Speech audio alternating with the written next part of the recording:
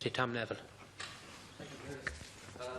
Again, unlike some of the, or similar to some of the previous speakers today, this is my first speech to the House.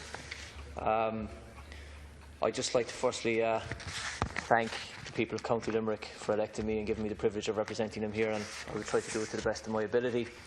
I welcome the debate today. I'm going to particularly talk about car insurance and motor insurance, as, like the previous deputies, I come from a rural constituency.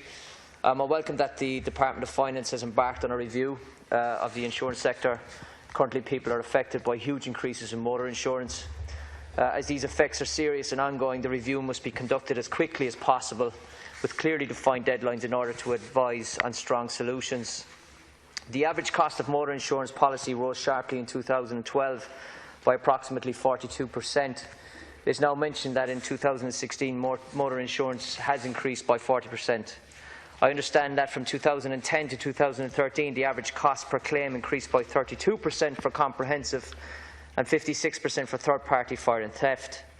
But the amount of vehicle sales has also increased dramatically since 2012. 2012 saw 145,033 vehicle sales, rising to 216,523 sales in 2015.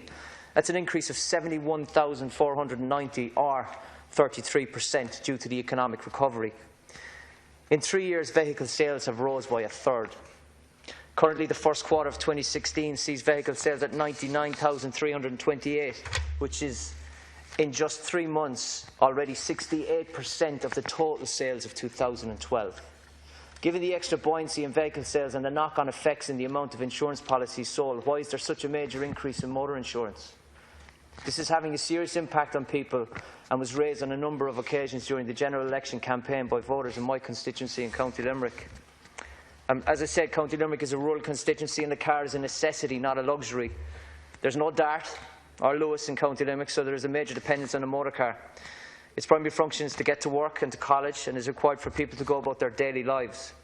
The rising cost of insurance will drive more young people from rural Ireland and into the cities and towns, where there is more frequent and elaborate public transport. One constituent mentioned to me as early as last week that the best quote she could get on a 2005 1.9 litre diesel car with a full licence and 1 year as a named driver on her parents' policy was over €6,000. That was for a lady driver. This constituent wants to pursue farming and live and settle in rural Ireland and is being priced away from the area. I'm not quoting figures for souped-up Lamborghinis or Ferraris here. This was for a car to facilitate this person's life and chosen work. Such pricing of motor insurance is just not affordable. We need to keep and attract more people in rural Ireland to keep our schools open, our sports clubs going, and further enhance and develop our communities. We must also extend this to our returning immigrants who wish to return to rural Ireland. I was one of those when I returned in 2013. I learned first-hand, as there was not a policy in Ireland for over 3.5 years, that the no claims bonus was not taken into account as it had expired beyond the 2-year threshold. I believe this is still the case today. The rationale was presented of 3.5 years extra driving experience in a more challenging driving environment than County Limerick, given the city I resided in was over 5 million people, but this was not accepted. The provision of proof of no claims was then presented. That was also not accepted either. The bottom line was that it was beyond 2 years since there was a no claims bonus in Ireland, that as a returning immigrant, any driving experience acquired before leaving was literally scrapped. This was in the backdrop of having more driving experience in a larger, more challenging traffic environment. The result was in an insurance cost of 3 times of what was paid before leaving. The policy is sending the wrong message in attracting and welcoming our immigrants home. It needs to change.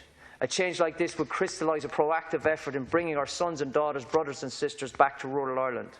We want and need them back in rural Ireland. They bring enhanced experience, extra economic wealth and greater international networks. This is in a positive way, can help in new ideas, innovative ways, job creation and investment. But what I've said here is putting it in very cold economic terms, Count Corla. In real terms, they're just missed by our loved ones. The plight of drivers or of older vehicles must also be highlighted.